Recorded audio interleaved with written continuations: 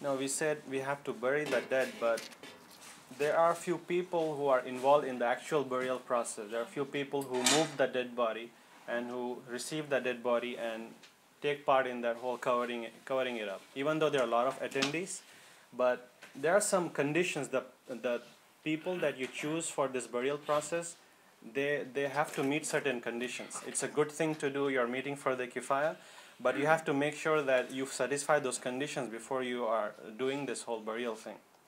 The first thing is the gender. The person who is helping out with the burial, it is required that it should be a man. It should be a man. Women are not supposed to do this burial process. And remember, we said that who does the washing and shrouding of women? It's the woman who does it, right? Usually it's the woman. But in burial process, the women cannot do, even though they can carry it together, like 3-4 people, 3-4 women. But this is not allowed because it goes back to the same hadith we discussed a few weeks ago, where we said that Prophet Muhammad he didn't allow women to go to graves with the burial process. But again, we had the hadith that it was not enforced. But regardless, if something is not recommended to do, then then we take out the ruling away from that particular gender, that they cannot participate or they cannot carry the dead body. And we'll look a lot of evidences why people say that. And also, it is very important that that man should be strong enough. And if you look at the second condition, strength, men who are strong enough should be able to do it. I mean, sometimes what happens that the only person, a relative of the deceased, is like an old man, and people cannot tell him to do this burial process just because he's relative. If he is not strong enough to carry out this process, then he should not participate. And also sometimes what happens, some people, psychologically, they are not strong enough. Maybe they cannot take it. They are very sensitive. The death of the beloved, they cannot take it. So such people should not participate. But generally speaking, if people can handle that psychological burden, they should go ahead. We will see what kind of relatives are preferred in this burial process. And another thing it's mentioned in the hadith is that men who had previous night intimacy should not participate in this burial process. And this is hadith directly from Sahih al-Bukhari. When the Prophet Muhammad sallallahu alaihi wasallam, his daughter died. Her name was Kulthum radiallahu anha. So when she died, he said, "Is there among you a man who did not approach his wife last night?" He asked this question. So that's the hadith that we take. So basically, if a person should not have had intercourse the previous night. The hadith doesn't mention the reason, we just take it. And the point here is that in that particular incident, and that during that burial process, Prophet Muhammad ﷺ was standing there. Her wife, Kulthum radiallahu anha's husband, Uthman radiallahu anhu, Sayyidina Uthman radiallahu anhu, he was also there. And both of them did not bury her, the closest relatives. So who buried her then?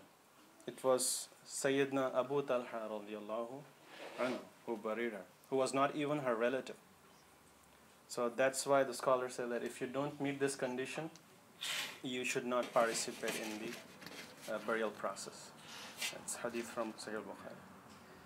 We just follow the sunnah, whatever it is.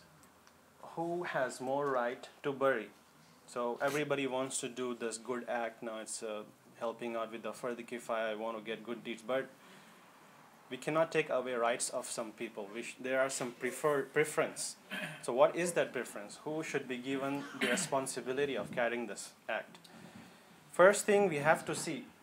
People just hurry up everything. There are many things that we need to know. We have to ask the relatives or the closed ones, did he leave any kind of will? Usually people write it in their will that, hey, if I die, I want this person of me, my brother or my close friend, I want him to bury me when I die. So we have to check on that. If that such preference was mentioned by the deceased, either it can be in the written form or verbal form, then we have to respect that. So that he gets the first right. If that is not there, then the second preference is the relative. And the scholars again bring that verse from Surah Al-Anfal, verse 75. أعوذ بالله من الشيطان الرجيم وأولو الأرحام بعضهم أولى بعض في كتاب الله. This was Surah Al-Anfal, verse 75. Basically means, but kindred or relatives by blood are nearer to one another in the decree ordained by Allah. So relatives have a preference over others, even though it was talking about inheritance. But scholars quote this hadith verse. And the first, when we say relatives, obviously there are going to be a lot of relatives. Which relatives should be given preference to first? So the first one is father or the son. Or if that is not there, then brother, and then uncle, nephew, and so on. Cousin, etc. But in case of a woman, it's important that this concept of mahram is there. That person should carry out this burial process. Mahram again of a woman is a person whom she cannot marry regardless in her life.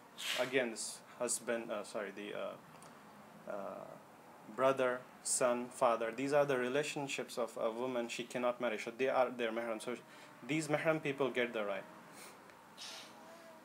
And if nobody meets this condition, there might be people, relatives, but maybe they didn't satisfy these three conditions we mentioned before. What should we do? Then other people take over who are not relatives. And among them, we will see who is more knowledgeable. He knows how to carry out the stuff. He knows the sunnah, the do's and don'ts of burials. We will see what are the do's and don'ts. If he knows everything, then he should go. That's the person. In case of, again, the daughter of Prophet Muhammad sallallahu alaihi wasallam, we saw that Sayyidina Abu Talha radiallahu anhu, he was a very knowledgeable person, very famous Sahabi. So, that's the evidence the scholar give that if there's a person, knowledgeable person, he should participate in that. And also, notice that even though Sayyidati Fatima radiallahu anha was also there during her sister's death, she didn't participate. Again, scholars give that evidence. So even though she was there, even though Prophet was there, even though her husband was there, she was the one. She did not participate in the burial process. Abu Talha radiallahu anhu has to come in and do this. Can a husband do this act of burial for his wife? We mentioned this last time that there are some people say that if a woman dies, then the relationship ends and all those things. There is no authentic hadith to validate it. And scholars have given evidences that it is absolutely fine to wash and shroud one's wife. And they bring another evidence from Sahih al-Bukhari, where Prophet Muhammad ﷺ explicitly said he was conversing with his wife, Sayyidati Aisha radiallahu anha. He said in this long hadith, I will just quote you his one sentence. He said, he basically said, I would then prepare you and bury you. If you die, I would then prepare you and bury you. So we believe that Prophet Muhammad ﷺ, even while he is joking, he does not lie. He speaks the truth always. So that's the evidence that scholars say that since Prophet Muhammad ﷺ himself told that if she dies, he was going to bury himself. So it's okay. Anyways. And quickly, Prophet Muhammad ﷺ's burial, if anybody remembers the names, same people as washing, almost same, who participated in the burial process of Prophet Muhammad ﷺ? Sayyidina Ali radiallahu anhu, and Abbas, and his son Fadl radiallahu anhuma. And notice that all these are relatives again. Ali radiallahu anhu was his cousin, and Abbas and Fadl radiallahu anhu was the uncle and cousin, so all are relatives. And also some people say, scholars said, Saleh, his servant, he also participated in this burial process. Alright.